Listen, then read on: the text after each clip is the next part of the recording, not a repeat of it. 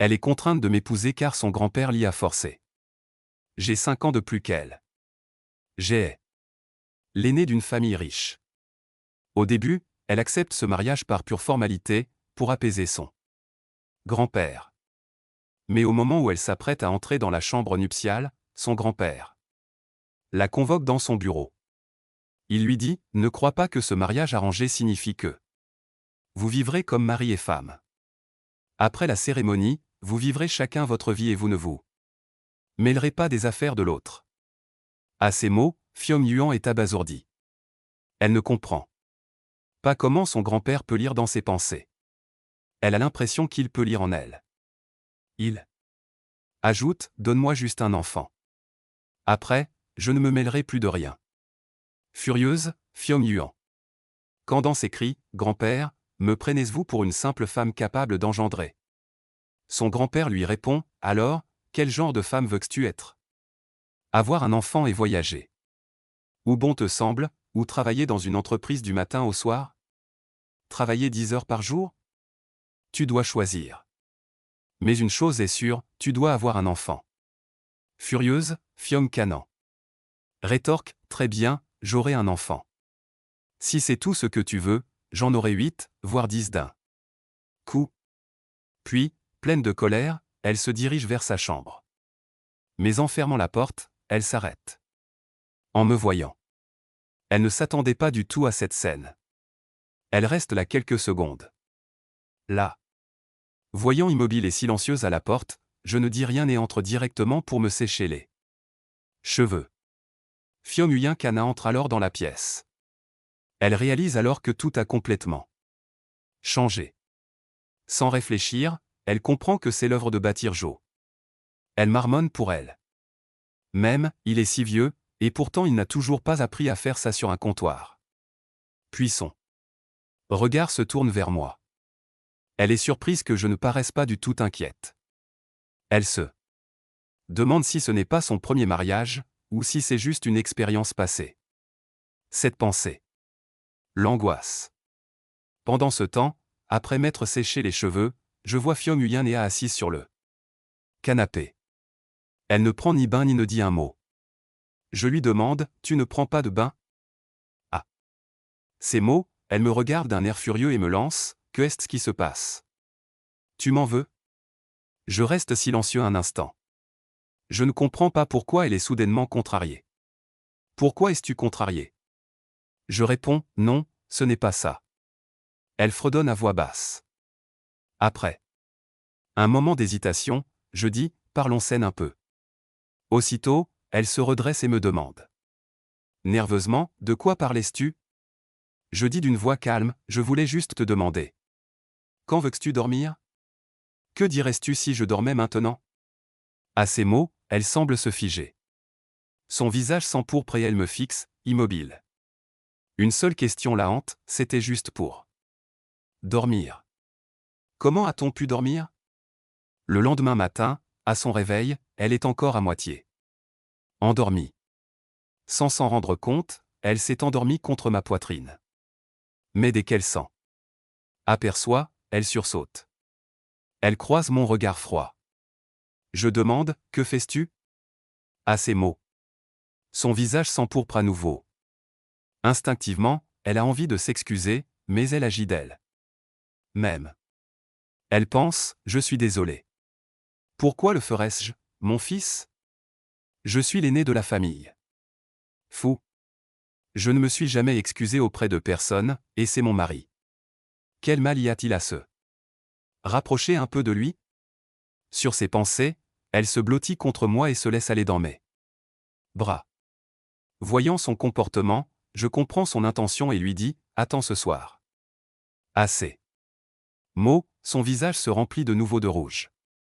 Elle me lâche aussitôt et court se précipiter aux toilettes. Je pousse un soupir de soulagement, prends mon téléphone et commence à chercher des informations sur les machines transl. Le grand-père de Fakami est venu me voir en personne. Il m'a demandé d'épouser Fong Gen Kan. Il m'a offert tellement de parts et de biens qu'il était presque impossible de refuser. Mais il avait de sérieuses exigences en retour. Premièrement, après le mariage, je devrais aider Foggen Khan.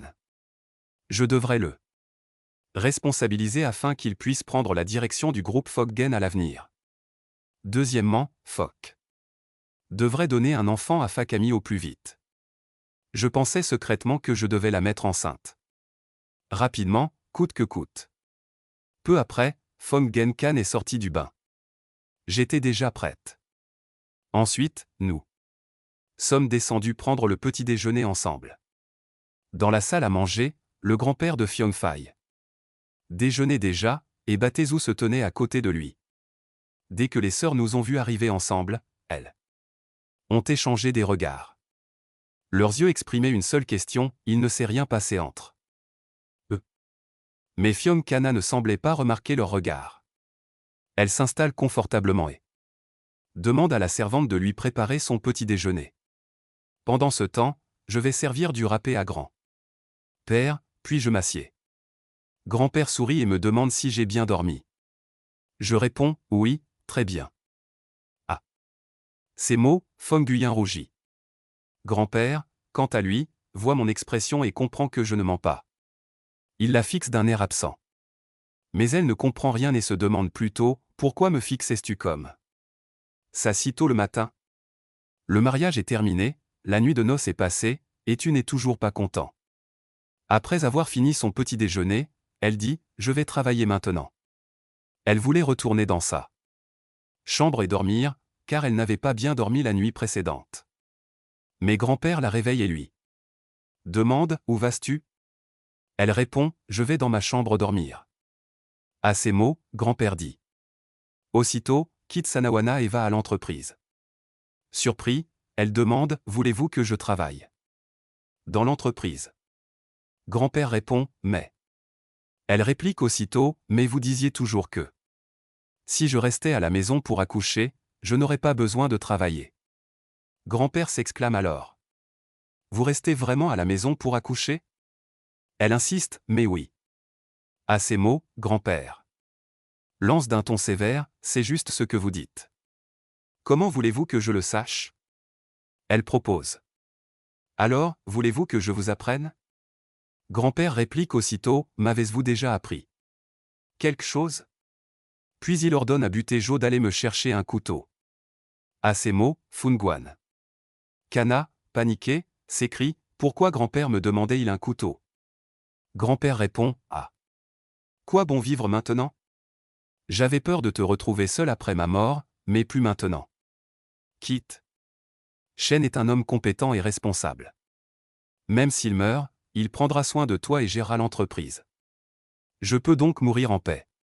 Puis il ajoute, va me chercher le couteau le plus aiguisé. Assez.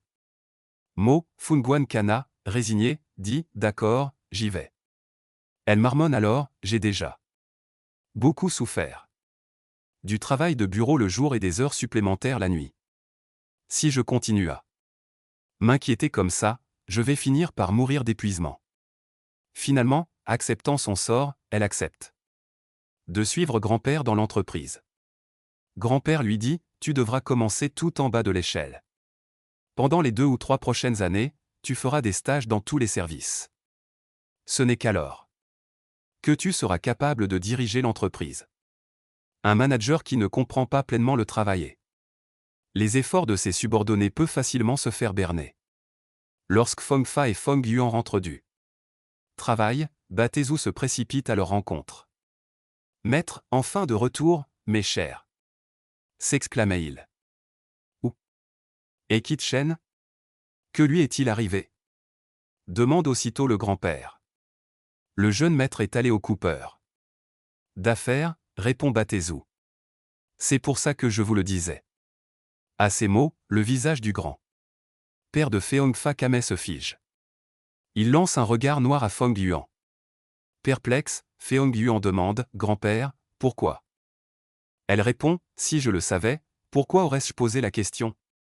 Grand-père demande alors d'une voix grave, dis-moi la vérité, ta prestation d'hier soir n'était-elle pas bonne? À ces mots, Funui Nyash, choqué, s'exclame, que voulez-vous dire? Quelle prestation? Grand-père rétorque, quoi? D'autres? Puis il ajoute, faut-il vraiment tout expliquer? Si ta prestation avait été excellente, quitte Shen. Serait-il allé voir le proxénète? Funhui et Niash répliquent aussitôt, il y est allé pour le travail. Quel rapport? Avec ma prestation?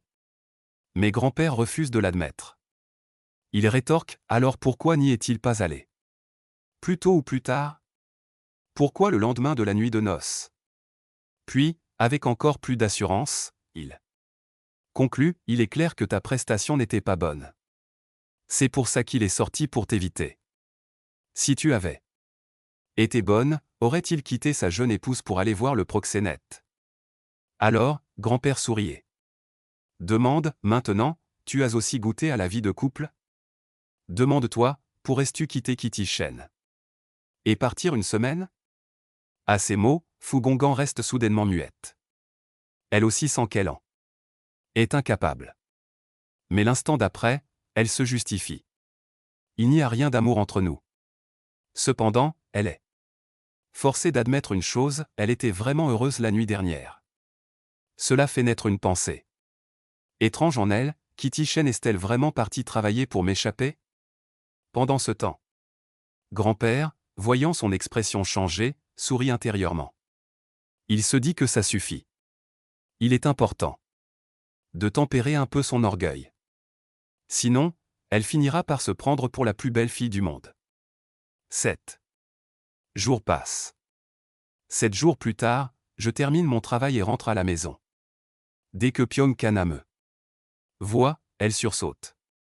Grand-père, quant à lui, est ravi de me revoir et se met à me poser des questions sur le travail. Comment s'est passée la séance de découpe? Tout s'est bien passé? Je réponds en mangeant. Oui, tout s'est très bien passé. Pendant ce temps, Pyong-Kana, la tête baissée, mange tranquillement. Grand-père et moi discutons, et elle termine son repas. Puis, elle pose discrètement les chips, se lève et s'éloigne sans un mot. Grand-père sourit et me dit, tu as été absente pendant une semaine entière. Yuan Yeneu est un peu agacé. Il ajoute alors, va la convaincre. Surprise, je demande. Je suis allé chez un découpeur professionnel. Pourquoi serait-elle fâchée? Grand-père sourit et dit. Tu comprendras bien. J'acquiesce, monsieur, je comprends, car grand-père a dit que je devais la convaincre. Je termine mon repas et me dirige vers ma chambre. Fong Guyan est assise sur le canapé. Et se mouche. Je ne lui dis rien et vais directement à la salle de bain prendre une douche. Fong Guyan se dit, peut-être que je devrais lui parler. Après tout, je l'évite depuis 7 jours. Mais quand je me précipite dans la salle de bain, elle s'impatiente. Elle se demande, n'a-t-il rien à me dire? Puis elle se répond, bon, ce n'est pas un mariage d'amour, mais cette indifférence n'est pas agréable non plus. Cette pensée lui cause une légère tristesse. Un peu plus tard, je sors de la douche. Un bonnet de nuit me caresse le corps. Dès que Pyong-Kana lève les yeux, elle détourne aussitôt le regard, surprise par la scène qui se déroule sous ses yeux. Alors je lui demande doucement, tu rêves? À ces mots, elle reste figée. Une multitude de questions se bousculent dans sa tête. Est-ce un rêve, ou est-ce le genre de sommeil que nous avons eu la nuit de nos noces? En entendant cela, son visage s'empourpre et elle ne sait plus quoi répondre. Je demande à nouveau, tu ne le dis pas? À ces mots, elle répond aussitôt. Pourquoi pas? Que pensais-tu de coucher avec ton mari? Puis elle répond aussitôt, je dormirai avec toi, c'est sûr.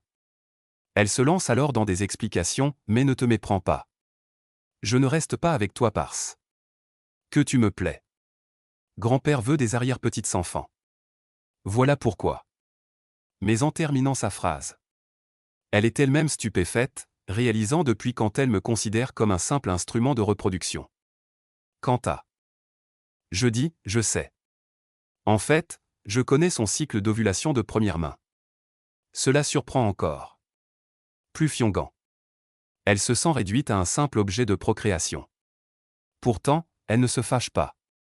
Elle est vraiment gentille. Voyant son expression changer, je lui demande « Que est-ce qui ne va pas ?»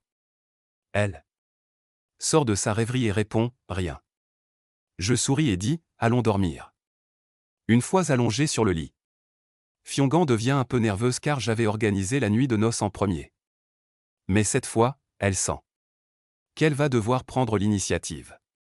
Elle se demande si je dois faire le premier pas, comment vais-je m'y prendre? Dois-je l'embrasser en premier ou qui d'autre? Pendant ce temps, je m'allonge sur le lit. J'attends un moment. Je me dis qu'elle doit être gênée. Mais en réalité, j'hésite un peu. Finalement, je me dis que puisque c'est définitif, je vais devoir faire le premier pas une fois de plus. J'ai envie de dire quelque chose. Mais nous ne sommes pas encore assez proches pour beaucoup parler. Sans dire un mot, je me penche et l'embrasse. Quelques jours passent. Peu à peu, le rythme biologique de Fongwan Kan se régule. Désormais, chaque matin, elle se réveille à peu près à la même heure que moi. Nous échangeons quelques mots et, sans plus tarder, nous commençons notre routine matinale. Après ce moment de détente, nous descendons prendre le petit déjeuner.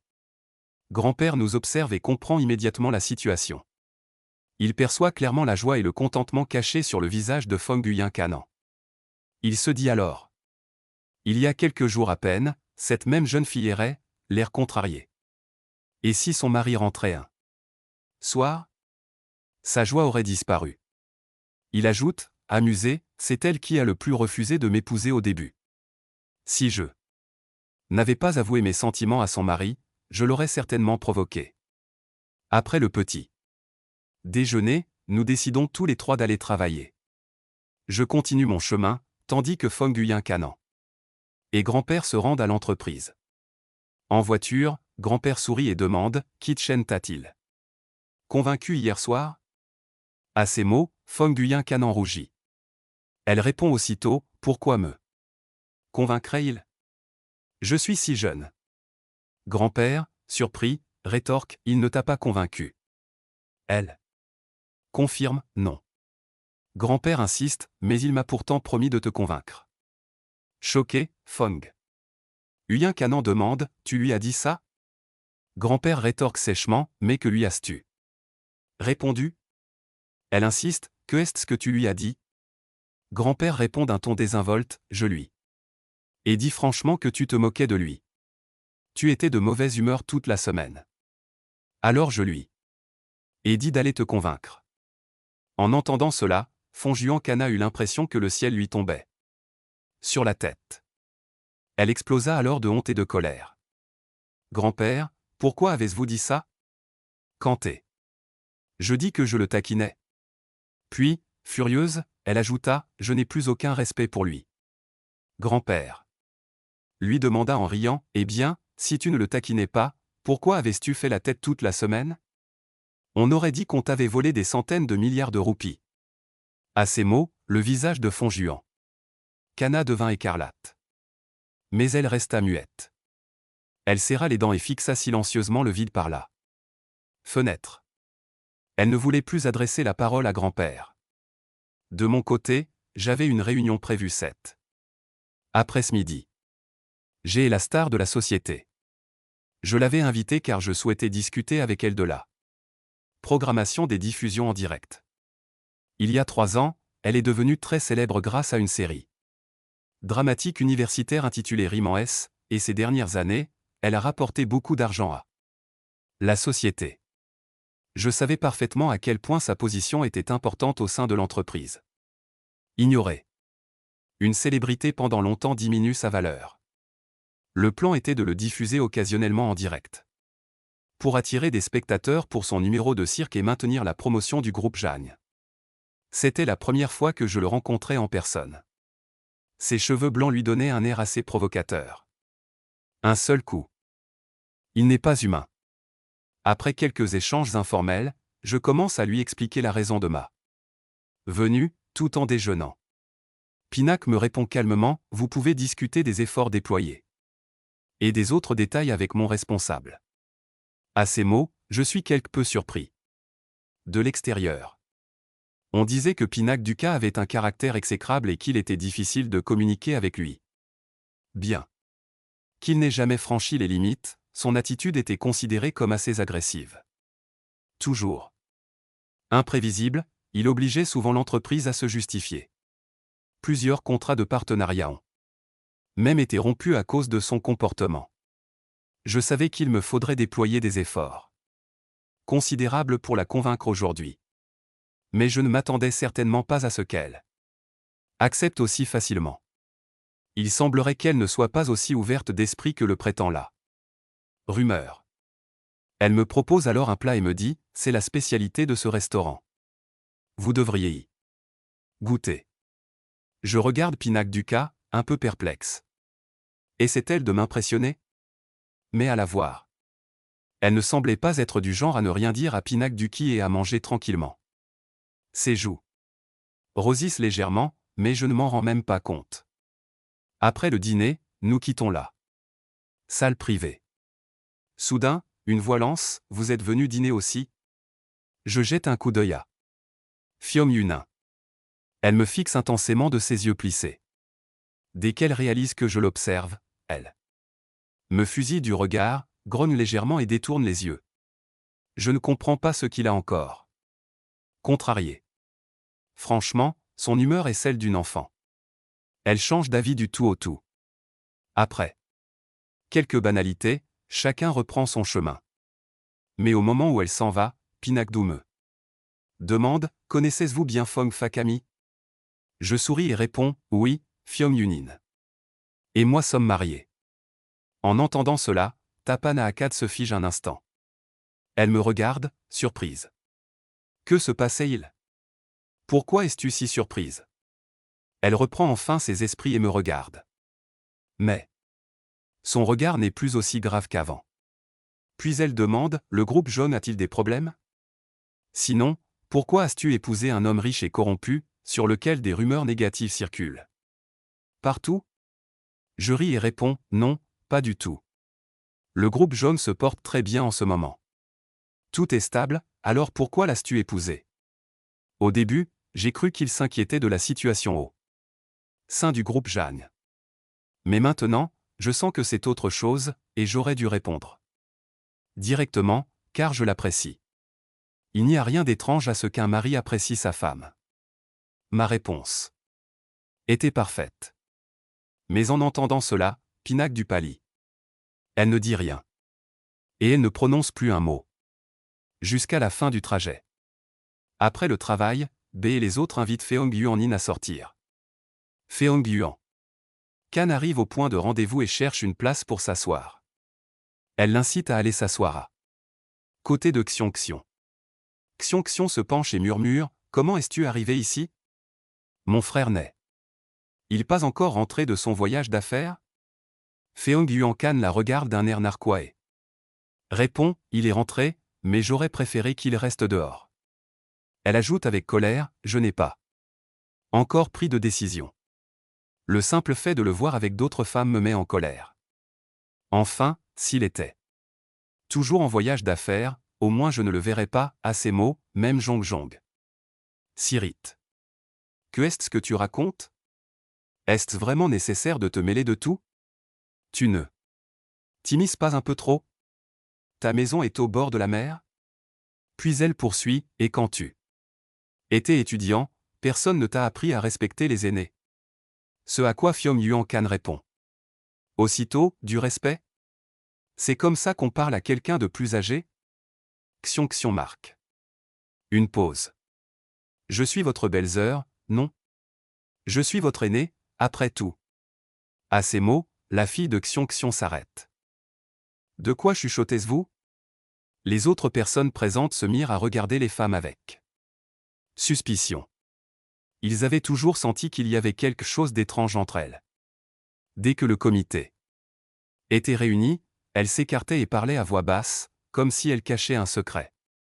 Xiong Xiong répondit fièrement que Fiom Yuan lui expliquait quelque chose. À ces mots, tout le monde fut stupéfait. Eh bien, que lui expliquiez-vous?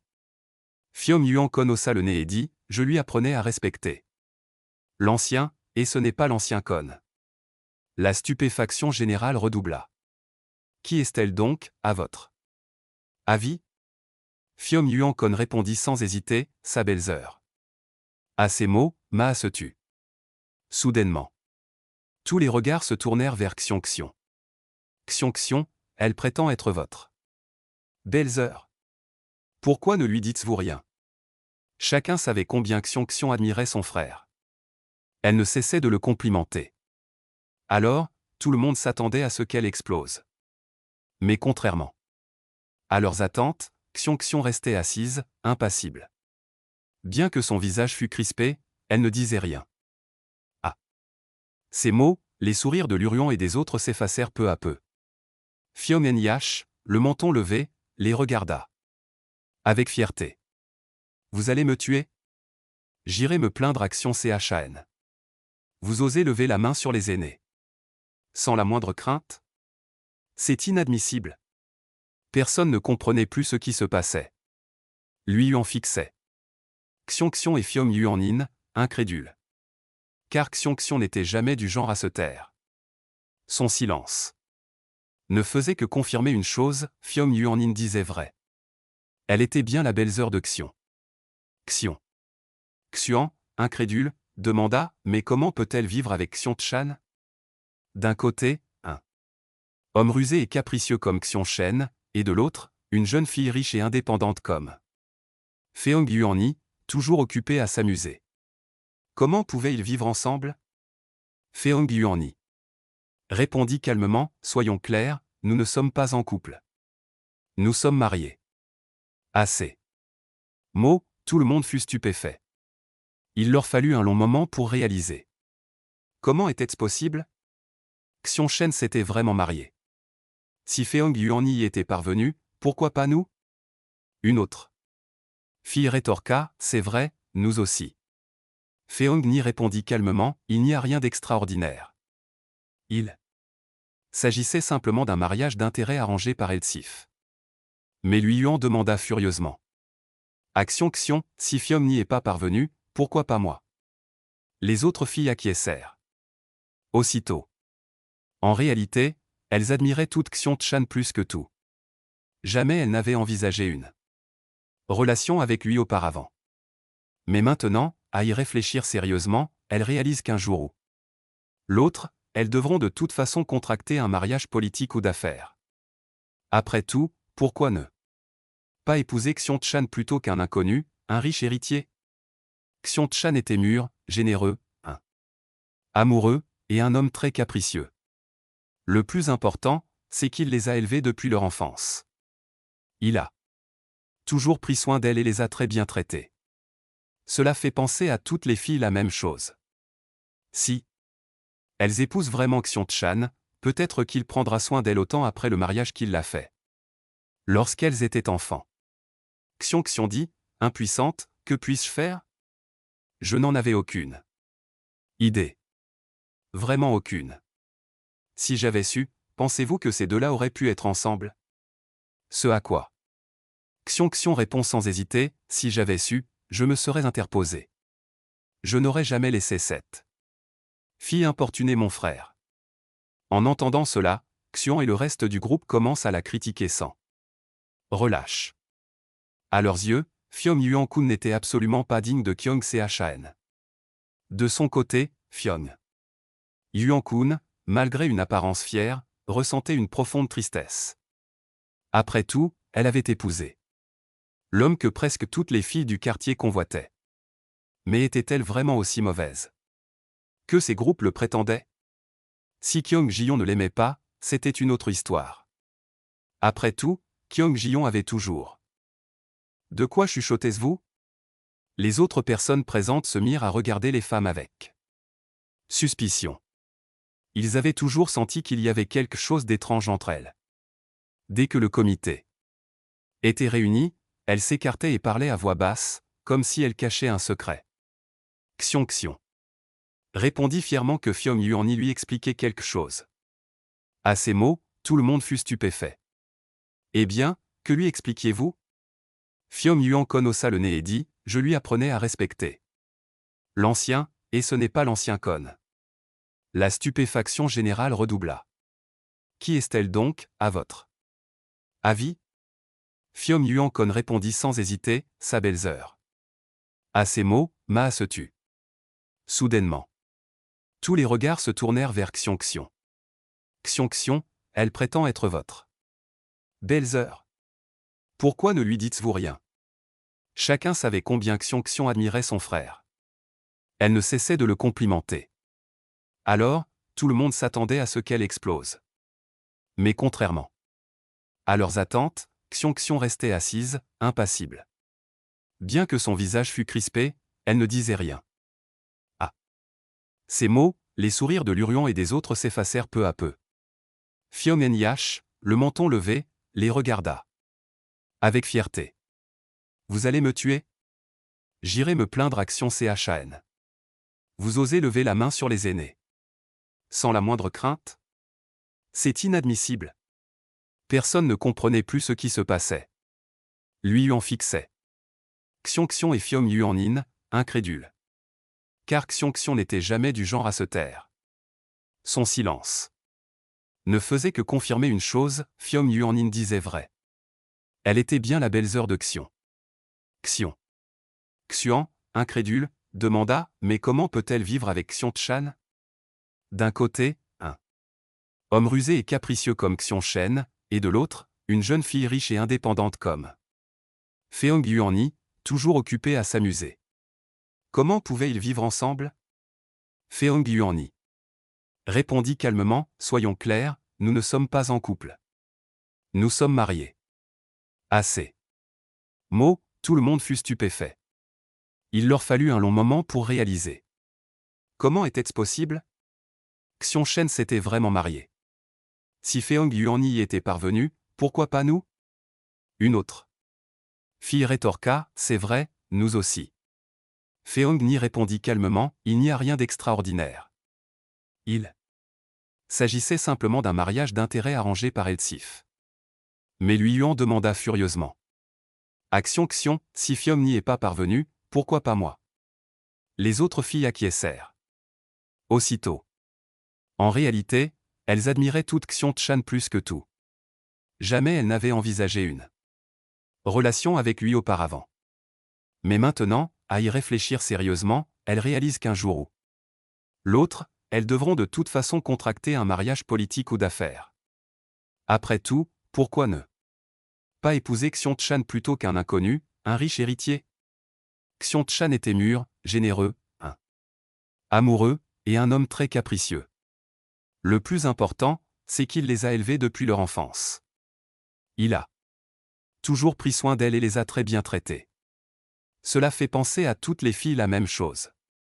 Si elles épousent vraiment Xion-Chan, peut-être qu'il prendra soin d'elles autant après le mariage qu'il l'a fait. Lorsqu'elles étaient enfants. Xion dit, impuissante, que puis-je faire? Je n'en avais aucune idée. Vraiment aucune. Si j'avais su, pensez-vous que ces deux-là auraient pu être ensemble? Ce à quoi Xion répond sans hésiter, si j'avais su, je me serais interposé. Je n'aurais jamais laissé cette fille importuner mon frère. En entendant cela, Xion et le reste du groupe commencent à la critiquer sans relâche. À leurs yeux, Fiom Yuankun n'était absolument pas digne de Xiong-Chan. De son côté, Fiom Yuankun, malgré une apparence fière, ressentait une profonde tristesse. Après tout, elle avait épousé l'homme que presque toutes les filles du quartier convoitaient. Mais était-elle vraiment aussi mauvaise que ces groupes le prétendaient? Si Kyung Jion ne l'aimait pas, c'était une autre histoire. Après tout, Kyung Jion avait toujours Machine Translated. J'en avais toujours été convaincu. Mais comment Kiaorion et le reste du monde pouvaient-ils décider qu'elle n'était pas digne de Xion-Chan? Je suis Fiom Yuan, issu d'une famille nombreuse et influente. J'ai du caractère, de la beauté, une bonne réputation, un bon milieu. Je fais rêver tous les riches maîtres. Je ne suis pas aussi mauvaise que ces gens essaient de le faire croire. Les écouter ne fera que me déstabiliser. Soudain, un chef s'exclama, de quoi s'enorgueillir? Ce n'est qu'un mariage d'intérêt. Tel mariage d'affaires peut nous faire perdre de l'argent, et même les autres femmes se détourneraient. Immédiatement. Je n'avais jamais envisagé d'épouser un homme plus âgé. Mais si c'est Xiong-chan, je suis prête. Je suis vraiment prête. En entendant cela, Fiom-yuan frissonna. Que savez-vous, au fond? Croyez-vous vraiment qu'il s'agit d'un mariage d'intérêt sans le moindre souci? Si le profit était vraiment son seul motif, Xiong-chan aurait pu choisir ma fille, ou même un autre homme riche. N'y a-t-il donc aucune famille plus riche que la mienne dans cette ville? N'y a-t-il pas d'autres filles du même âge et de la même fortune que Xiong-shen? Un homme comme Xiong-shen pourrait épouser n'importe qui. Alors, pourquoi m'a-t-il choisi? N'est-ce pas parce que je lui plais? Pensant cela, Fiom-yuan-kan relève fièrement le menton. De toute façon, à ses yeux, je suis un atout pour sa jeunesse et sa beauté. En entendant cela, les autres filles ont l'impression que le ciel leur tombe sur la tête. Pour elles, Xiong-shen était l'homme parfait. Mais ce même homme parfait, après tout, aime une fille comme Fiom-yuan-in. Xiong-xiong reste silencieuse. Bien qu'elle n'y croie pas, Fiom-yuan-in n'avait certainement pas tort. Si son frère voulait épouser une femme d'affaires, il aurait pu choisir cette fille parmi n'importe quelle famille riche de la ville. Elle complimente son frère, pensant « Mon frère est beau, charmant, mûr, et il a toujours été le chouchou de tous les parents. S'il n'avait pas vécu si longtemps à l'étranger, nous serions submergés de demandes en mariage. » Malgré tant de filles convenables, il a choisi Fiom-yuan-in. Il n'avait ni le même statut social ni la même familiarité. Si ce n'était pas de l'amour, alors qu'est-ce que c'était? Soudain, Xiong-xiong se pose une question. Elle s'éloigne. Quand son frère a-t-il commencé à apprécier Fong Yunin? Il vit à l'étranger depuis des années. À chaque fois qu'il rentre, il repart aussitôt. L'a-t-il rencontré à une soirée? Et est-ce que ce fut le coup de foudre? Pensant à cela, Xiong-xiong observe silencieusement Fong Yunin. Franchement, le plus grand atout de Fong Yunin aux yeux de son frère était son visage. Après cela, les autres filles décident de noyer leur chagrin dans l'alcool et proposent sans cesse à boire à Fong Yunin. B tente de les calmer, mais Kui n'en fait qu'à sa tête. Pendant ce temps, Kui Xiong-xiong, assise à l'écart, observe la scène. Elle ne propose rien à boire, et cela lui est indifférent. Elle pense, si mon identité ne pose pas de problème, je lui offrirai à boire moi. Même. Le temps passe lentement, et il est environ 22 heures. Finalement, Fiom-yuan-kan est complètement ivre. À ce moment-là, Kui-ruan dit, Jang-xiong, s'il te plaît, fais ce que ton frère te demande et appelle-elle. Frère Xiong-shen n'aime pas que nous buvions. Observez l'état de Fong Yuan Nin d'en haut. À cet instant, Fong Yuan-nin est étendu sur la table comme une masse informe. Il ne reste plus aucune trace de son image de jeune agent. Xiong-xiong s'en prend vraiment à moi et me dit de venir voir Fiom-yuan. J'arrive à l'adresse indiquée et j'ouvre la porte du salon privé. En entrant, je remarque Fu Yuan, inconsciente, étendue sur le canapé. Les autres sont absorbés par leurs occupations. Personne ne semble se soucier d'elle. Ils sont vraiment de très bons amis. Après un long moment, Lui Yuan et les autres me regardent. Un silence s'installe. Ils me trouvent encore plus séduisant et charismatique. Une seule pensée les obsède, une fille comme Fong Ni ne me mérite pas. La servante me regarde droit dans. Son cœur se met à battre la chamade dès qu'il me voit. Je reste immobile à la porte, jetant des coups d'œil autour de moi. À ce moment-là, Xiong-xiong se lève et dit, frère Xiong-chan, je vais directement voir Fiom-yunin et demander à Xiong-xiong, est-ce que vous l'avez forcé à boire? Fiom-yun ne boirait jamais autant toute seule. Regardez, tout le monde va bien, il est le seul dans cet état. En entendant cela, les visages de beaucoup se crispèrent de suspicion. Il ne l'avait pas forcé à boire, mais personne n'avait essayé de le convaincre. Surtout Liruyan et Shi, qui semblaient éviter son regard. Tantôt il regardait le sol, tantôt le ciel, tantôt le vent et les nuages. Il ne me regardait tout simplement pas, alors j'ai tout de suite compris. Je n'ai rien demandé de plus. Il est allé directement s'asseoir à côté de Fyong Yoon à Nin. Yoon. Nin, je suis venu te raccompagner. Mais elle n'a pas répondu. Elle était complètement ivre. Rentrons. Sur ces mots, je l'ai prise dans mes bras. Puis j'ai dit au revoir à Kyung et aux autres et je suis parti. Après mon départ, Luruyan a murmuré, « Est-ce que frère Xion Shen aime vraiment Fong Yuan-in? Regarde. Il est tellement ivre, mais au lieu de se fâcher, frère Xion Shen est venu le chercher lui-même. Si ce n'est pas de l'amour, alors qu'est-ce que c'est? » Mais Xion garda le silence. L'amour ne lui semble pas être de l'amour, dit-elle. Son frère est venu chercher Fong Yuan lui-même. Sa voix était également très douce, mais Xion ne vit aucune inquiétude dans ses yeux. Si un homme aimait vraiment quelqu'un, il serait certainement bouleversé de la voir ainsi. La douleur et l'inquiétude étaient clairement visibles dans ses yeux, mais elle ne vit rien de tel car, des années auparavant, Xion avait réellement rencontré son frère. Elle l'avait vu tomber amoureux, et elle pouvait donc facilement percevoir cette différence. Une pensée lui traversa soudain l'esprit. Y avait-il une autre raison au mariage de son frère? L'entreprise familiale était-elle vraiment en difficulté? Avait-il sacrifié son propre bonheur pour obtenir l'aide de la Fondation Fonds? Pendant ce temps, Fyong Yuan rentra chez lui avec Nin. Il ordonna au domestique de l'escorter jusqu'à sa chambre et de préparer une soupe pour soulager sa gueule de bois. Voyant cela, le vieux maître Fyong entra dans une colère noire. Il dit avec colère, « Cette fille n'est vraiment pas à la hauteur. Elle a un mari si beau, compétent et attentionné, et pourtant elle ne prend pas soin d'elle-même. Elle ne sait même pas comment subvenir aux besoins de son mari en restant à la maison. Au lieu de cela, elle préfère sortir et fréquenter d'autres femmes. Elle s'enivre tellement qu'elle devient ivre-morte. » Voyant cela, les aînés de la famille disent, « J'ai toujours vécu sagement. Mais je ne comprends pas comment mon mari a pu devenir aussi insouciant et irresponsable. » Beaucoup demandent alors pourquoi l'as-tu abandonné? Tu aurais dû le laisser à l'abandon. Ce à quoi je réponds, grand-père nain est simplement allé fêter son mariage avec ses amis. Elles lui ont offert à boire et un tissu. Rien d'extraordinaire.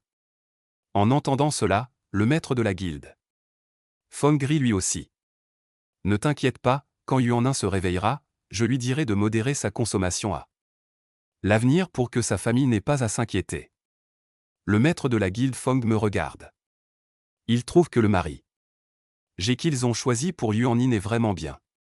Il est mûr, doux et sait prendre soin de sa femme. Il espère donc secrètement que Yuan-kun respectera ses sentiments et ne fera pas d'esclandre sans raison. Après cela, le vieux maître Fong s'en va. Je demande ensuite au domestique d'emmener Fyong Yuan-in à la salle de bain et de la laver. Il la lave puis la met au lit. Je vois que Fyong Yuan-kun n'est toujours pas réveillé. Je ne la force donc pas à boire la soupe contre la gueule de bois. De toute façon, elle est tellement ivre aujourd'hui que si ce n'était pas pour ça, elle aurait probablement dû faire beaucoup d'exercices. Ce soir. Sur cette pensée, je m'endors paisiblement. Le lendemain matin, Fong Kuiyin se réveille. Sa tête lui tourne violemment. Elle se tient la main. Elle lève la tête et regarde autour d'elle, se demandant, suis-je rentré chez moi? Qian Yuan m'a ramené à la maison, mais elle se rétracte aussitôt, car le comportement de ces vauriens la veille était inadmissible. Xiang était restée impuissante, les mains liées, et Qian Yuan n'avait même pas tenté de la secourir. Ce ne pouvait donc pas être eux. Elle se demande alors. Pourquoi ne m'as-tu pas ramené? Me suis-je perdu? Elle tend la main vers le lit et s'examine. Elle réalise alors que, malgré sa consommation excessive d'alcool, elle ne sent pas l'alcool. Elle comprend alors que quelqu'un l'a secouée. Son regard se porte lentement vers le jardin, et soudain, son visage s'empourpre à l'idée que Xion Shen ne l'ait peut-être pas lavé la veille. À ce moment précis. Je la regarde et lui demande, tu ne te sens pas bien? Phong Kuyan-Nyach se mord légèrement les lèvres, mais ne dit rien. Je lui demande alors, tu as la gueule de bois. Cette fois, elle dit. Doucement, la soupe anti-gueule de bois est prête dans la cuisine. Je demande à quelqu'un de l'apporter. Je me doutais bien qu'elle aurait la gueule de bois dès son réveil. C'est pourquoi j'avais demandé à la cuisine la veille de préparer la soupe tôt le matin. Mais là, Yuan Kan est parfaitement calme. Une seule question la taraude, qui ne m'a pas lavé hier soir? Elle se demande si je devrais simplement lui demander, tu ne m'as pas lavé hier soir. Mais ce ne serait pas trop gênant. Puis, elle demande, au fait, comment suis-je rentré hier soir? Ce à quoi je réponds, Jacques Sari. Xion m'a appelé. Il m'a dit que tu étais très ivre, alors je suis venu te chercher. Puis je demande, et qu'est-ce que tu as fait hier soir? En entendant cela, Phong Kuyan-Nyach panique car elle n'a jamais autant bu. Elle ne se souvenait absolument pas de ce qu'elle avait fait en état d'ivresse. Elle craignait d'avoir des ennuis si Xion Shen disait qu'elle avait fait du scandale la veille. Elle décida donc de se taire. Après quelques soupes pour soulager sa gueule de bois, nous descendrions prendre le petit déjeuner. Une fois le repas terminé, je monterai dans ma chambre pour me préparer pour le travail. Pendant ce temps, Fuongan Canan emmena rapidement Bâtard Jo dans un bar et lui demanda doucement, je n'ai pas su quoi faire hier soir. Bâtard Jo sourit et répondit, non, oh. Moins tu as passé une très bonne soirée. À ces mots, Yuan Kan fut surprise, car personne ne l'avait jamais qualifiée de gentille fille depuis l'âge de 5 ans. Bâtard Jo sourit alors et ajouta, hier soir, Maître Yong t'a ramené dans ses bras. Tu étais si calme et si mignonne. En entendant cela, Phong Guan-Canyu rougit et s'exclame aussitôt, ça suffit, Ankja. Bâtard Jo se met alors à rire intérieurement. Yuan Kan, furieuse, rétorque, vous ne pouvez pas rester dans la cour et discuter tranquillement? C'est une affaire entre Kut et moi. Bâtard Jao éclate de rire et répond, quel est le problème? Tu es la femme de Maître Yong. S'il tombe amoureux de toi, c'est tout à fait normal. À ces mots, le visage de Fion Huyen devient encore plus rouge. Elle le fusille du regard et s'écrie. Bâtard Jao, tu dis vraiment des choses étranges ces derniers temps. Bâtard Jao réplique aussitôt. J'ai dit quelque chose de mal. Tu sais à quel point Maître Yong était contrarié ce soir-là. Puis il poursuit, dès qu'il a réalisé que tu étais ivre, il est parti te chercher. Même à son retour, il n'a pas chômé et a demandé à la cuisine de te préparer une soupe pour la gueule de bois. En entendant cela, Yuan Kana demande aussitôt, attendez. Qui m'a lavé hier soir? Bâtard Zhou répond. Maître Yong. À ces mots, son visage s'empourpre. 1000 pensées l'assaillent. Mais Bâtard Zhou termine sa phrase, Maître Yong a appelé les domestiques et a fait préparer votre bain. Soulagée, Yuan pousse un soupir de soulagement, car elle était déjà stressée depuis le matin. Bâtard Zhou ajoute alors, veuillez manger moins à partir de maintenant. Ce n'est pas bon pour votre santé. Soudain, elle demande.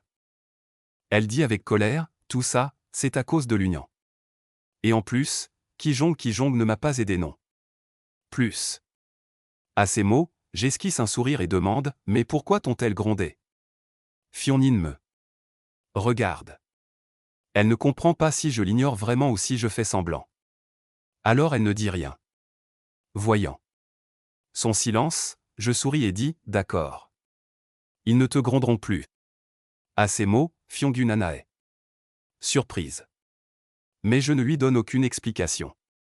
Puis j'ajoute, il est peut-être temps d'aller au bureau. Aussitôt, elle fronce les sourcils et pense, j'ai dû faire des choses terribles dans ma vie antérieure. C'est pour ça que dans celle-ci, je dois me lever tôt tous les matins pour aller travailler, et ensuite on va à la compagnie des eaux. Mais même une fois arrivé à l'entreprise, je continue à m'inquiéter de la même chose. Pourquoi Kiao Nguyen et les autres étaient-ils en colère contre Fonguyen Nguyen ce soir-là? La réponse m'apparaît presque clairement. Fong-ne a simplement dit une chose, que Xiong-Xiong ne l'aidait pas. Cela me fait comprendre que Xiong-Xiong était derrière tout ça. J'appelle alors immédiatement son entreprise. Dès qu'elle arrive, elle me demande, « Frère, pourquoi m'avez-vous appelé ?» Puis, souriante, elle ajoute, « Vous n'aimiez pas avoir Fong Yuancan comme épouse ? Dans ce cas, je vais vous trouver un autre client. » À ces mots, je la regarde et lui adresse un léger sourire. Mais cette fois, mon sourire ne se lit pas dans mes yeux. Je demande alors, « Vraiment ? Qu'en pensez-vous ?» Xiong-Xiong reste figée. Puis elle s'empresse de répondre, « Non, non, non, ce n'est pas la peine.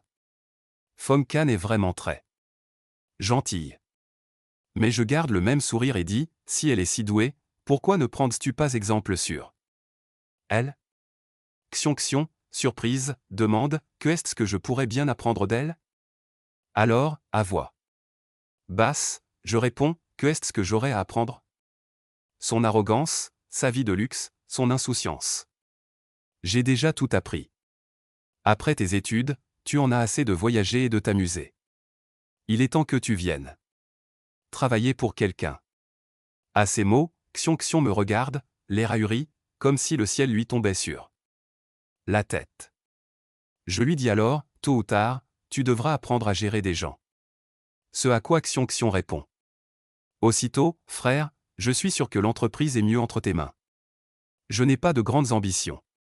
Je veux juste vivre confortablement comme une riche héritière toute ma vie. » Puis elle ajoute, « Je n'aurais jamais cru pouvoir gérer l'usine. Je pourrais te céder tous les biens et l'entreprise, ça ne me pose aucun problème. Continue juste à me donner un peu d'argent de poche tous les mois. » Je souris et réponds, « C'est tout à fait ton idée. » Je la regarde et lui demande, « Que est-ce qu'il y a ? Maintenant, tu veux apprendre le Fong ?» À ces mots, Xiong-Xiong répond aussitôt, « Non, non. » Mei, souriante, réplique, « Xiong-Xiong est vraiment devenue très raisonnable. » Ravie, elle s'exclame, « Frère, pourquoi me complimentes-tu soudainement ? Je ne suis plus une petite fille, mais ça me fait vraiment plaisir d'entendre tes compliments. » Sur ce, Xiong-Xiong quitte l'entreprise joyeusement. Après l'avoir raccompagnée, Mei envoie des messages à Liu Yongyan et discute brièvement avec ses parents. Au cours de cette conversation, Mei Kejui mentionne que Jong-Jong est sur le point de rejoindre l'entreprise. En entendant cela, les aînés du comité des familles Dayan sont ravis car Jong-Jong commence enfin à avoir raison. Lunien et Shi-Yue, qui l'ont connu depuis l'enfance, pensaient que si Jong-Jong partait travailler, les Dayan devraient l'accompagner. Leur plan était simple, si elles étaient occupées, elles n'auraient pas le temps de déranger Fong Canan. Lunien et Shieki, les aînés du comité des familles Dayan, annoncent aussitôt la nouvelle. Les Dayan tentent de dissimuler la vérité, mais leurs parents ne les écoutent pas. On leur dit alors, « Votre meilleur ami, Fong Canan, travaille. Vous êtes vous-même une bonne amie, alors vous devez la soutenir envers et contre tout. » À ces mots, les Dayan sont déconfites. C'est alors qu'elle envoie. « Comment t'es venue l'idée de travailler ?» Shiyu demande alors en plaisantant, « Tu ne comptes pas te mesurer à Xiong-Chan pour l'héritage familial ?» Qian Yon réplique aussitôt, « De quoi parlais-tu ? Xiong veut mourir ?» Elle ajoute, « Ses services de renseignement vont lancer une procédure contre Xiong-Shen. Si cela arrive, nous, les Dayan, ne l'aiderons pas. » Shiyu rétorque, « Mais nous soutiendrons Xiong-Chan. » Les Dayan continuent d'envoyer des messages à la chaîne. Xiong-Xiong, après avoir lu les messages, se prend la tête entre les mains. Elle se dit, sont-ils vraiment amis ? Je n'ai même pas encore ouvert la bouche qu'ils ont déjà inventé toute une histoire. Elle répond, quand ai-je dit que je me disputerai l'héritage de frère roi ? Il me reste encore quelques années à vivre. Shi-Yue lui envoie alors un message, ne t'inquiète pas, si Xiong-Shen te trahit, nous viendrons te chercher. Elle dit alors en plaisantant, ce sera peut-être la dernière chose que nous aurons après tant d'années d'amitié. Xiong-Xiong répond, waouh, je devrais vraiment te remercier. À ce moment-là, Fiom Yuenku rejoint la conversation. Elle lit les messages et demande « Pourquoi parlez-vous autant de Xiong Shen ? Est-il si effrayant ?» Qian. Nguyen prend immédiatement le parti de Xiong Shen. Elle dit « Pas du tout. Xiong Shen est l'homme le plus gentleman et le plus beau du monde. » Puis elle ajoute « Tu dois juste faire attention à toi. » Fong Guiyin. Kana est choquée. Elle répond « Devrais-je avoir peur de lui ? Va-t-il me manger ?»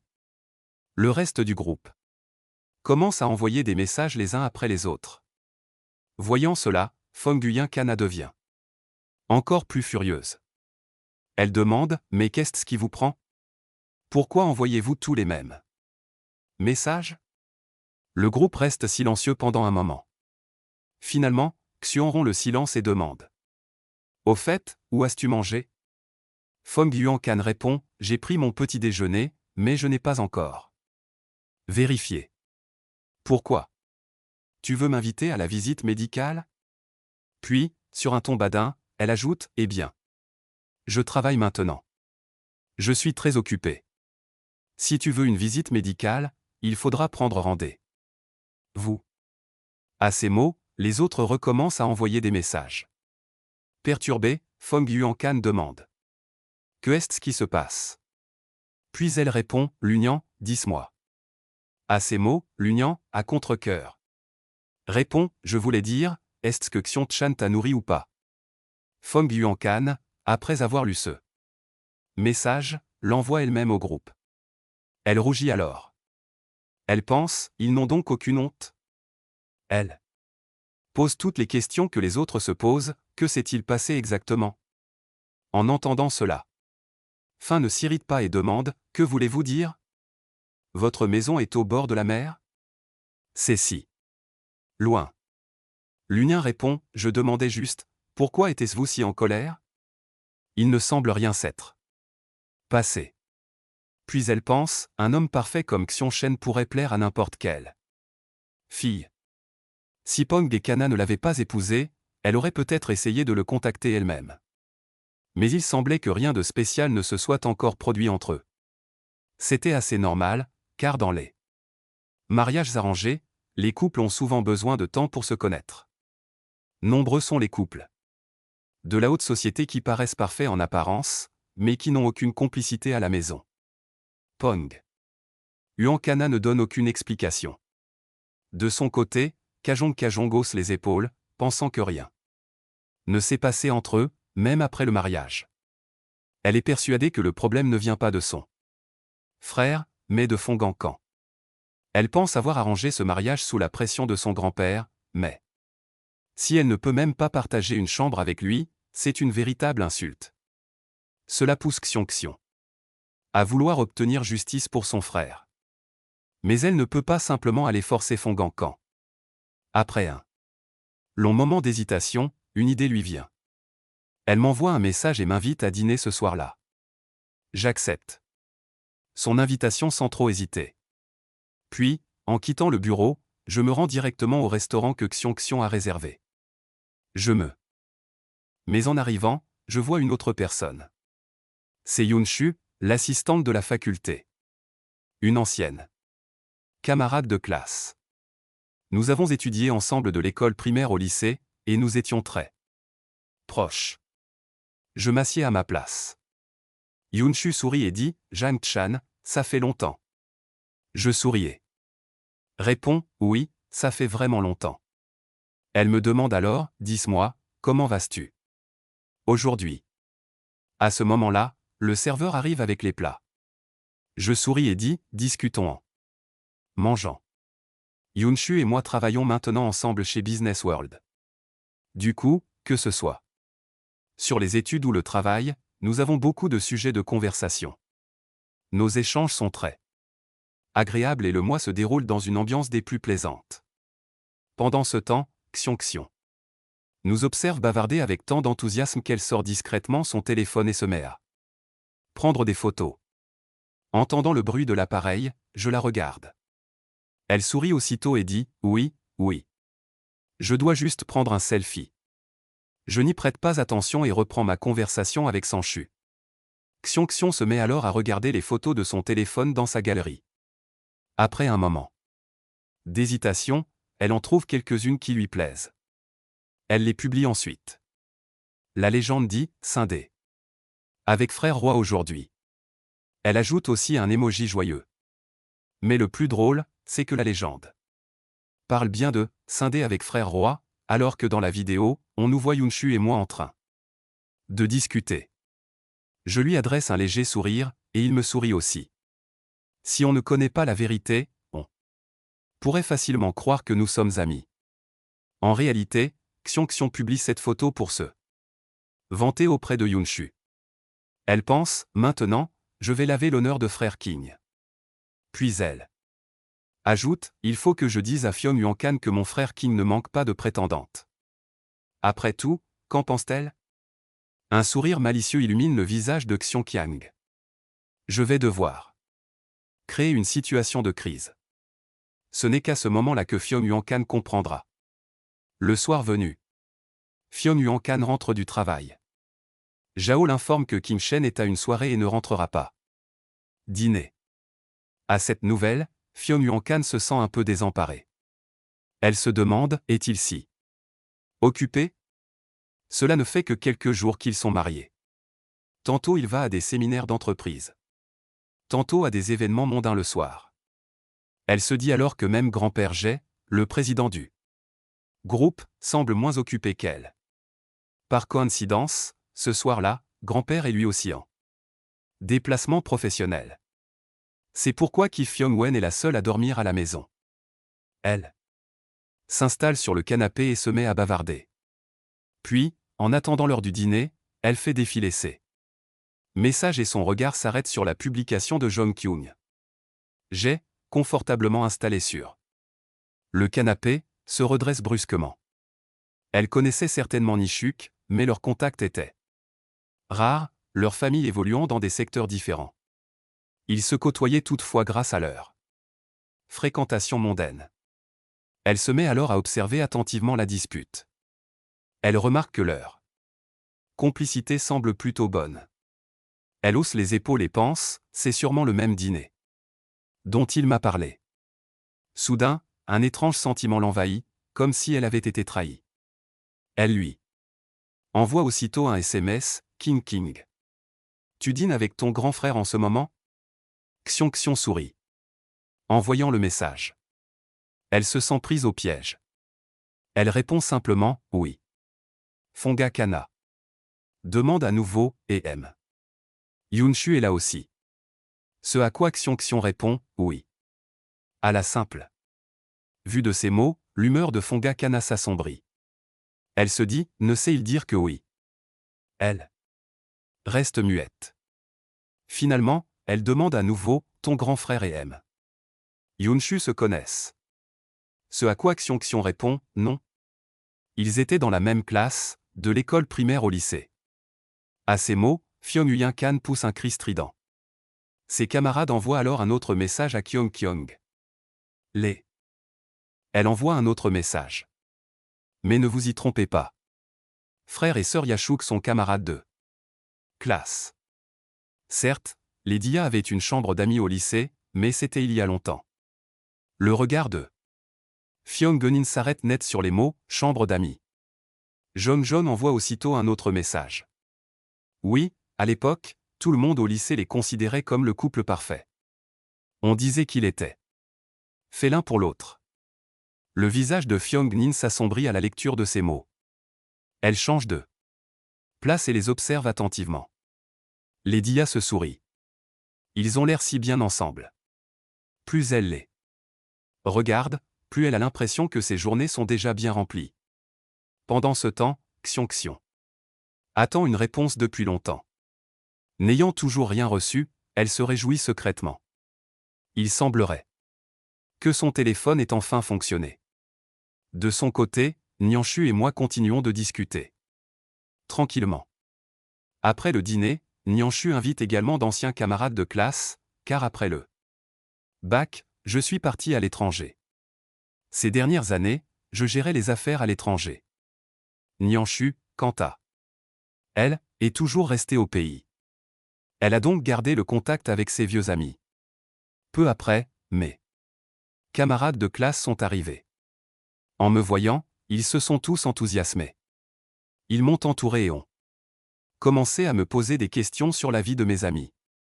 J'ai souri et leur ai dit, avant, je gérais les affaires internationales de la société fac à l'étranger. Mais maintenant, je suis rentré. Actuellement, je dirige une agence de divertissement pour le groupe fac.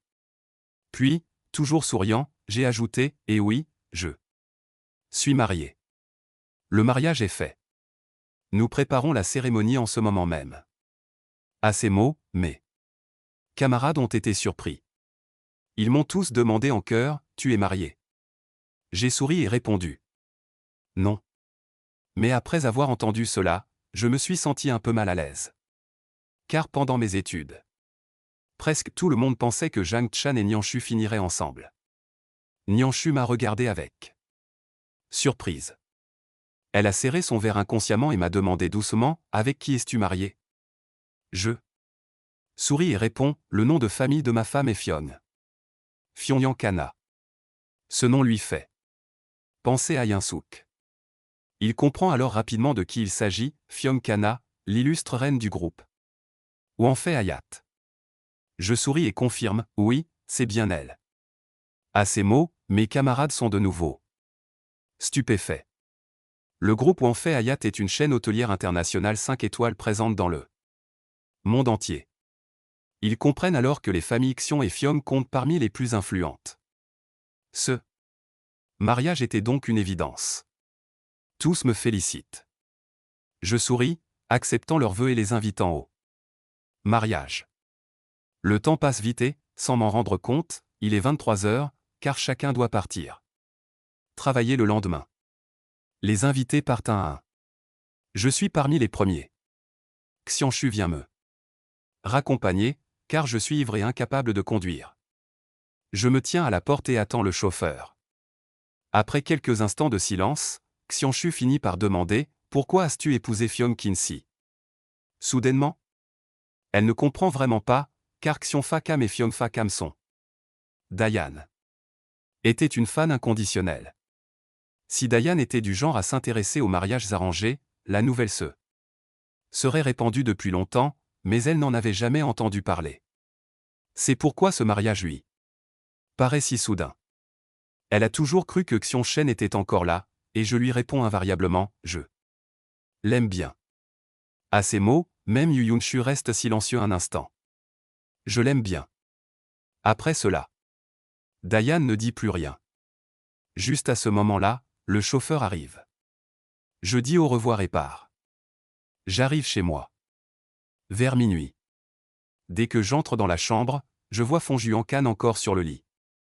Elle est assise et joue du piano. Je lui demande, surprise, je n'avais pas encore compris. Mais cette fois, Pyongyang se contente de me regarder sans rien dire. Elle commence à m'examiner attentivement, de la tête aux pieds. Tout va bien. Mes vêtements. Il n'y a rien d'étrange. Je souris et demande, tu m'attendais? Le visage de Fiom Nien devient rouge. Puis, dissimulant sa gêne, elle dit avec colère, qui t'attendait? Je marchais, c'est tout. Je souris à nouveau et demande, tu m'attendais en marchant? Je lui dis, je ne t'attendais pas, puis. Calmement, je dis, d'accord. À partir de maintenant, j'essaierai de rentrer plus tôt pour que tu n'aies plus à attendre aussi longtemps. En entendant cela, Fiom Nien s'irrite intérieurement. Elle se demande, cet homme ne comprend-il donc rien au langage humain? Combien de fois lui ai-je dit que je ne l'attendais pas? Pourquoi un tel égocentrisme? Il parle comme si j'étais une femme malheureuse qui attend son mari tous les soirs, essayant de sauver la face en disant quelque chose. Mais avant qu'il puisse dire quoi que ce soit, je file aux toilettes. Voyant cela, Pyongyang Kana pensa, impuissante, qu'il prenne d'abord une douche. On discutera après. De toute façon, je m'amusais vraiment. Je suis sorti me rafraîchir et je suis allé me coucher. J'étais vraiment épuisé.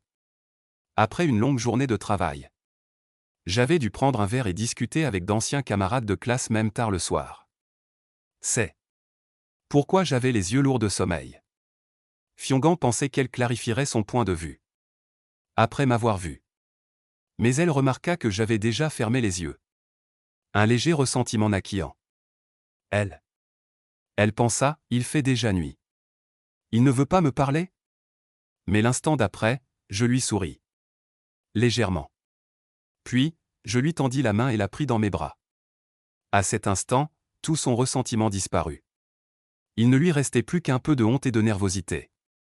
Ainsi, la nuit passa et, le lendemain matin, le ressentiment s'était peu à peu dissipé. Le lendemain, Xion se rend directement à mon bureau. Pour son premier jour de retour au travail. Elle est venue prendre des nouvelles. Dès qu'elle me voit, elle remarque une légère fatigue sur mon visage.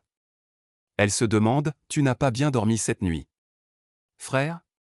Puis une autre pensée lui traverse l'esprit, peut-être que Fiona a vu mon message sur mes souvenirs et que la dispute est terminée. Pensant cela, elle me demande avec anxiété, pourquoi? As-tu l'air si fatigué, frère? Je réponds d'une voix assez normale, je n'ai pas bien dormi cette nuit. Je me suis couché vers 3 heures du matin et je me suis réveillé à 7 heures. Qui pourrait bien dormir dans ces conditions? En entendant cela, Cagion reste silencieuse quelques secondes. Elle se demande si cette insomnie est due à la dispute ou à autre chose. Puis elle commence à scruter mon visage attentivement. Même après un long examen, elle ne trouve aucun signe suspect, ce qui la rend encore plus furieuse. Assurément, il ne s'est encore rien passé entre elles. Cette pensée attisa de nouveau le ressentiment de Cagion envers ce Pyongyang. Elle n'éprouvait pas grand-chose pour ce Pyongyang.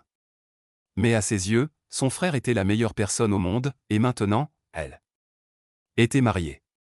Pourtant, Pyongyang refusait toute intimité.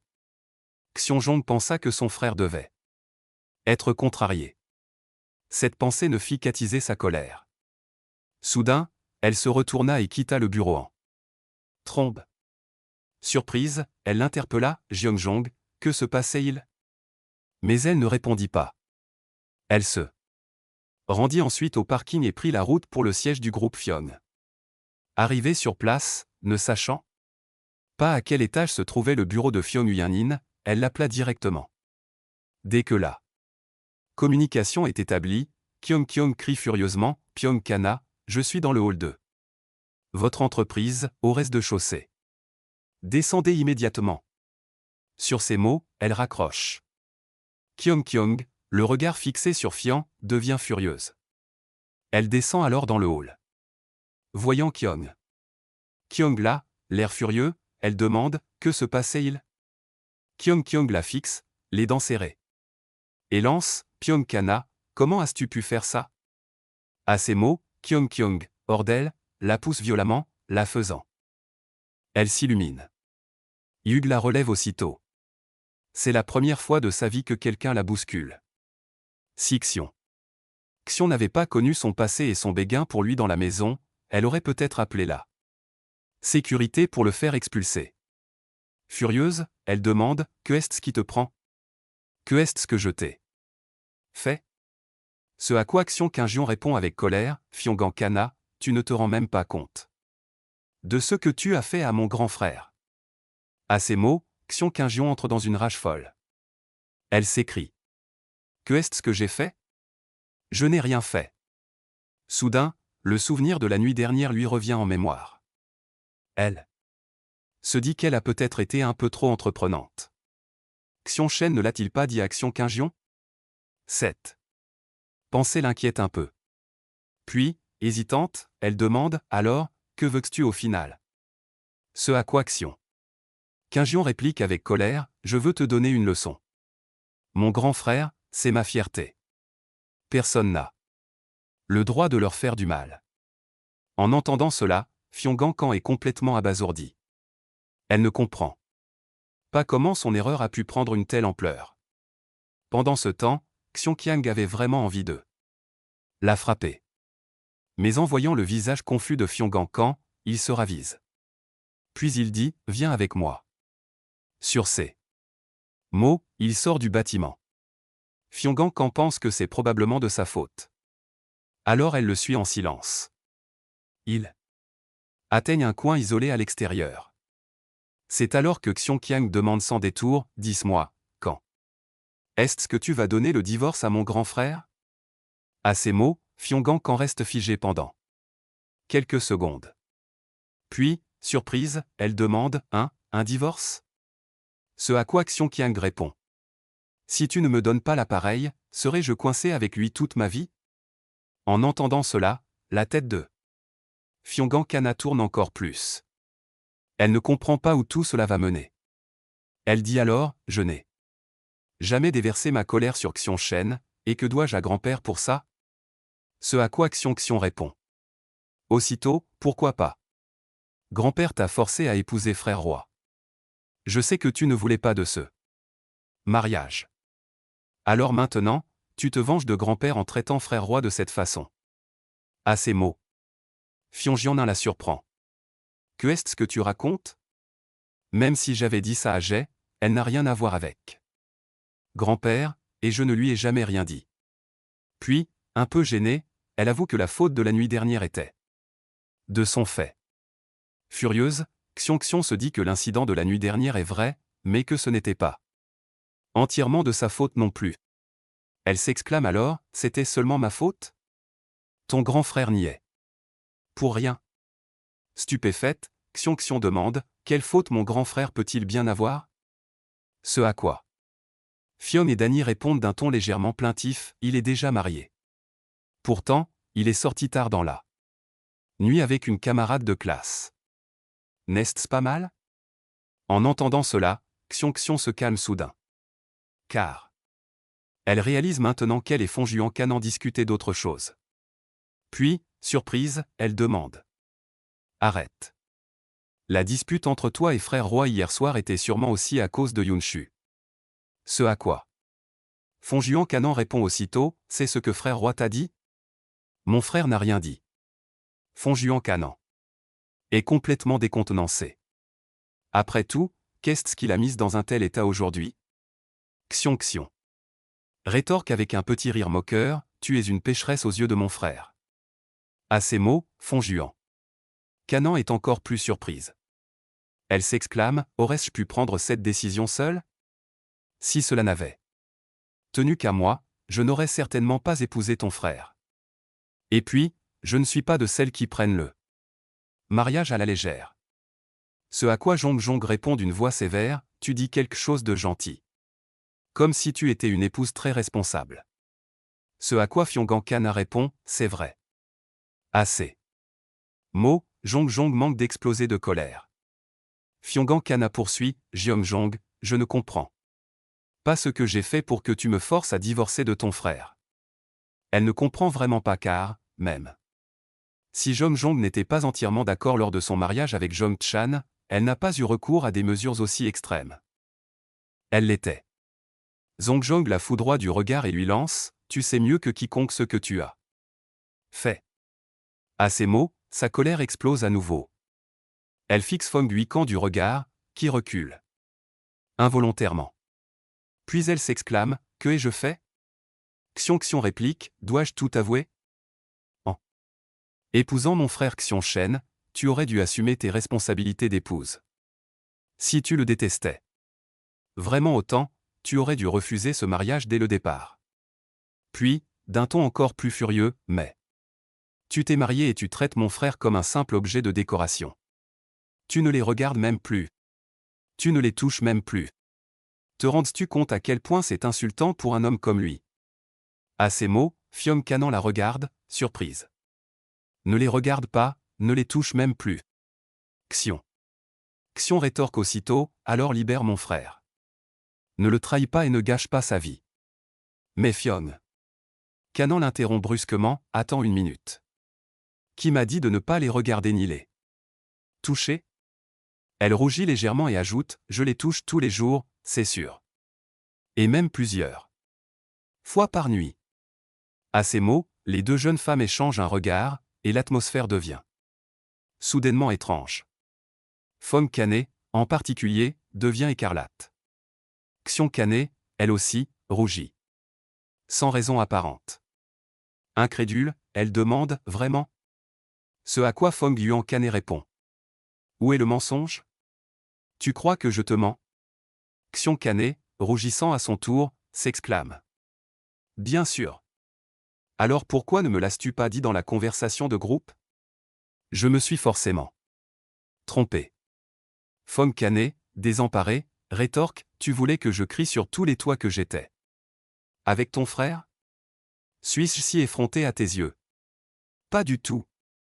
Xiong répond doucement. Après tout, son amie arrogante avait enfin accepté son frère, beau et parfait. Cela pique la curiosité de Xiong.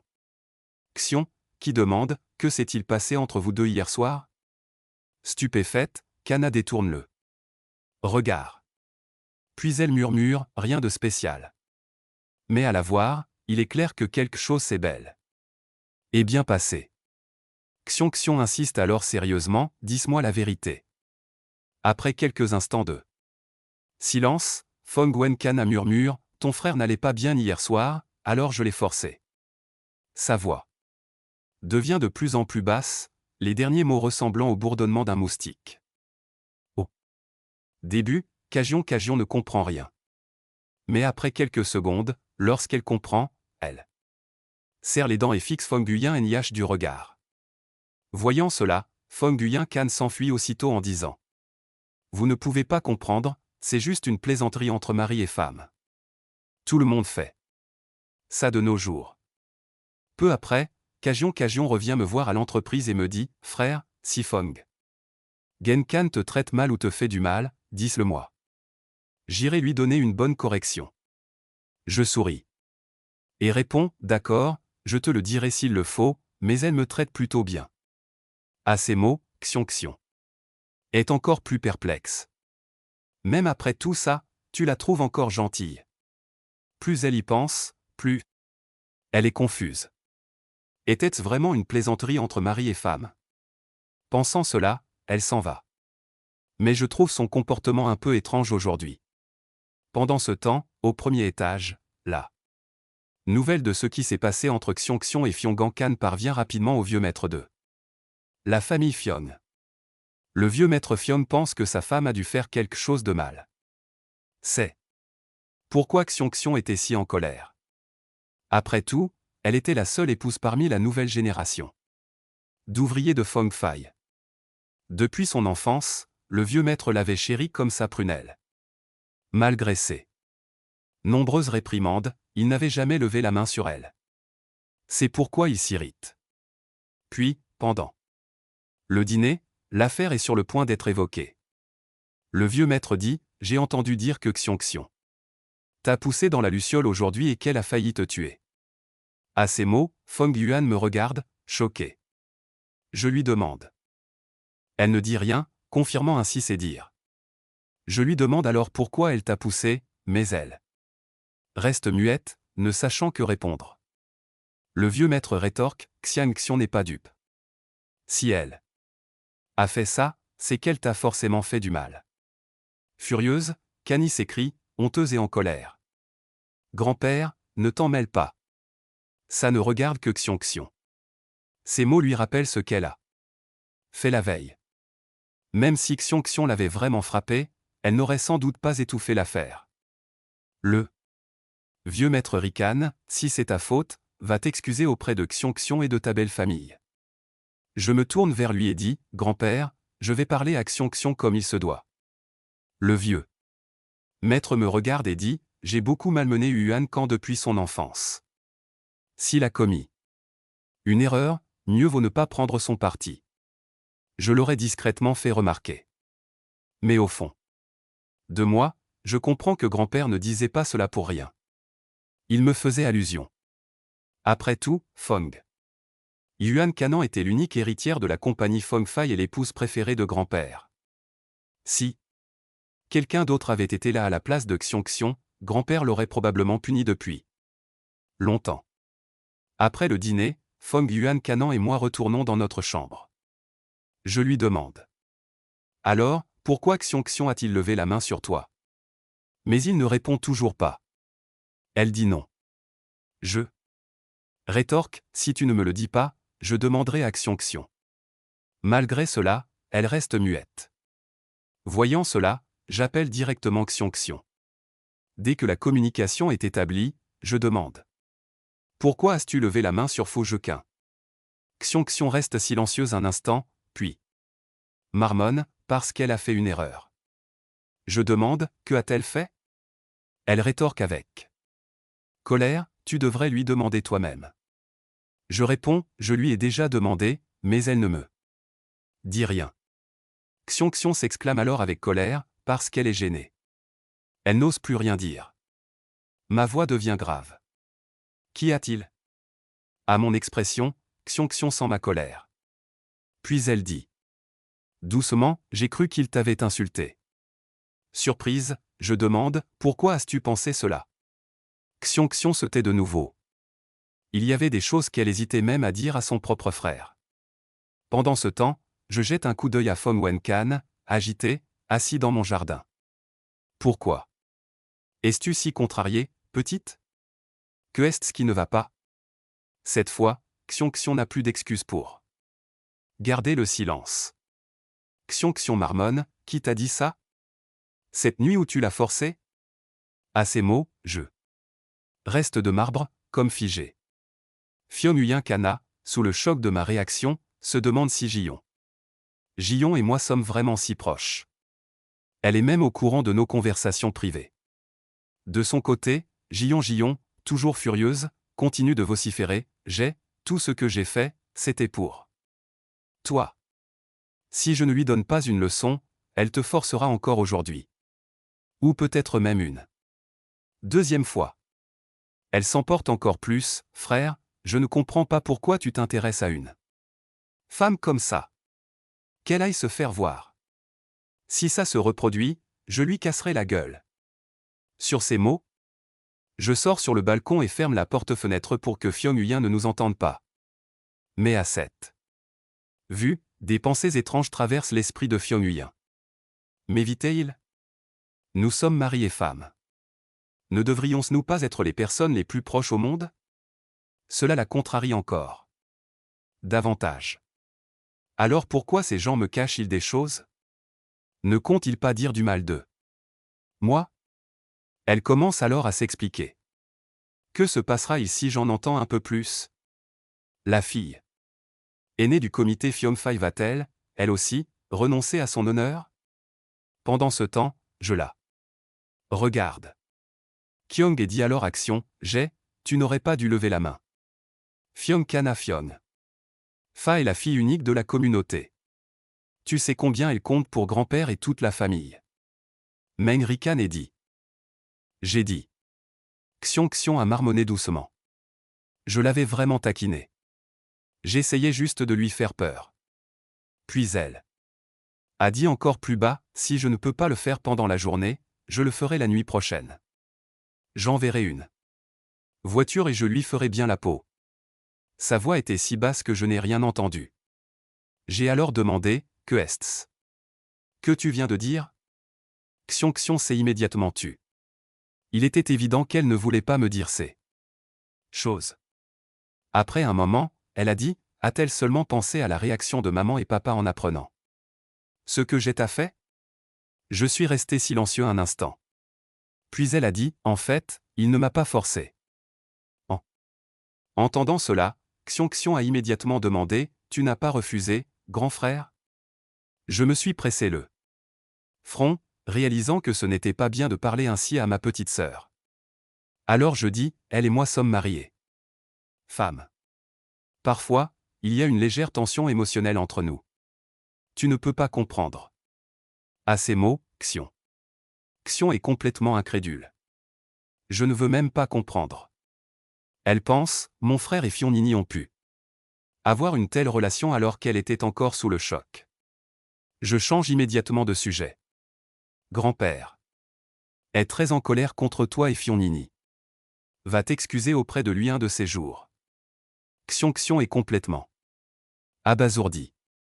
Elle ne sait pas quoi dire. Puis elle pense, j'y suis allé avec de bonnes intentions. Maintenant, je dois m'excuser. Après avoir raccroché, je retourne dans ma chambre. Pendant ce temps, Fyongyone est assise sur le canapé et joue à la balle. En me voyant, elle demande « Que est-ce que disait Xiongjon ?» Je la regarde. Et dit « Je sais que toi et Xiongjon vous entendez très bien. Mais il y a des choses que je ne devrais pas lui dire. » En entendant cela, Fyongyone Kanan ne comprend pas. De quoi s'agit-il? Je la regarde, le visage effrayé, et me sens impuissant. Je dis alors, ce sont des choses privées entre mari et femme. Seuls ceux qui ne se soucient pas des apparences partagent ce genre de choses avec les autres. Puis je demande à Jion. Comment sais-tu ce qui s'est passé hier soir? À ces mots, le visage de Kana rougit encore plus. C'était un accident. Fais-moi confiance. Elle s'empresse de s'expliquer. Je n'ai vraiment parlé de notre conversation à personne. Je ne suis pas du genre à sourire après qu'on m'appelle monsieur. Je te fais confiance. Mon regard se pose alors sur sa main douce. Une légère marque rouge est visible sur sa paume. Elle s'est peut-être frottée en tombant. Je prends sa main et lui demande « Tu es triste ?» En entendant l'inquiétude dans ma voix, le cœur de Fongan NH se met à battre la chamade. Son visage devient de nouveau rouge. Comme elle ne dit rien, je me penche et me rapproche de sa main. Puis, soufflant légèrement, il dit « Ça fait mal de faire ça. » Assez. Mots, son cœur se met à battre encore plus fort. Elle se demande « Jongchu me fait-il des avances? Cet homme est dangereux. Mon cœur va exploser. » Voyant son visage rouge, un léger sourire se dessine sur mes lèvres. Je me penche alors vers lui, l'embrasse légèrement sur le front et lui demande « Comment te sens-tu maintenant ?» Fyongan Kana répond par un petit rire « Ça va, je ne suis pas encore enterré. » La voyant dans cet état, je lui souris chaleureusement. Beau cadeau. Après cela, je me redresse et vais prendre un bain. À ce moment précis, Fyongan Kana expire profondément. Elle pense, tant de filles ont essayé de m'impressionner, mais je n'y suis jamais parvenu. Je trouvais leur manière puérile et stupide, alors pourquoi suis-je si gêné maintenant? Son cœur battait toujours la chamade. Elle s'effondre sur le canapé, la main sur la poitrine. Quelque temps plus tard, en sortant du bain, je la vois toujours éviter mon regard. Je lui demande alors, que se passait-il? Tes mains te font encore mal? Je repense au rapport d'enquête précédent. Il décrivait Fyongyone Kanan comme une fille fière, têtue et très arrogante. Mais l'âgée que j'avais vue ces derniers jours était tout à fait différente. Elle était en réalité assez innocente et timide. Fyongyone Kanan, quant à elle, s'irrite contre elle-même. Pourquoi suis-je si nul? Pourquoi est-ce que je rougis à chaque fois qu'elle me pose une question? Que est-ce que je n'ai pas vu dans la vie? Alors pourquoi est-ce que je m'inquiète autant? Pendant ce temps, je vois ses yeux brillants et je commence à avoir peur. Elle rassemble ses forces. Puis, lentement, elle s'approche et tend sa petite main vers moi. Je ressens encore de la douleur. Elle murmure alors, souffle encore une fois. Puis, prenant son courage à deux mains, elle se retire ou donne-moi un autre baiser. Son cœur battait là. Chamade. Elle pense que Zhang Shen pourrait se moquer de moi, mais ne puis-je pas lui rendre l'appareil? Je suis un peu surpris par son geste soudain. Je ne m'y attendais pas. J'étais sûr qu'elle s'excuserait et s'enfuirait. Mais elle a beaucoup changé. Je souris légèrement et dis « D'accord. » Je souffle doucement sur sa paume. Puis elle y dépose un léger baiser. Puis elle demande « Ça va mieux maintenant ?» Fongen veut dire quelque chose pour sauver la face, mais elle est complètement décontenancée. Je souris et dis « Le problème est réglé. Si tu as d'autres soucis plus tard, n'hésite pas à me le dire. » À ces mots, le visage de Fyongyone Kanan rougit de nouveau. Je réalise soudain que mes paroles peuvent paraître étranges. Elle me demande timidement, vraiment? Je peux venir te voir quand tu veux. À ces mots, je reste silencieux. Un instant, car répondre à cette question me paraît soudain plus difficile que prévu. J'ai toujours échoué dans tout le reste. Mais c'était aussi la première fois que j'étais confronté à une situation pareille. Me voyant si silencieux, Fion-kan jubile secrètement. Elle pense, je vais enfin pouvoir faire honte action chaîne. Je la regarde et dis d'une voix calme, Jang Xion-ta. Grondé. Veux-tu que je l'appelle tout de suite? Tu t'es vraiment fait prendre? À ces mots. Fion-kan rougit. Puis, serrant les dents, elle dit, n'y va pas, sur ce, elle s'enfuit aussitôt.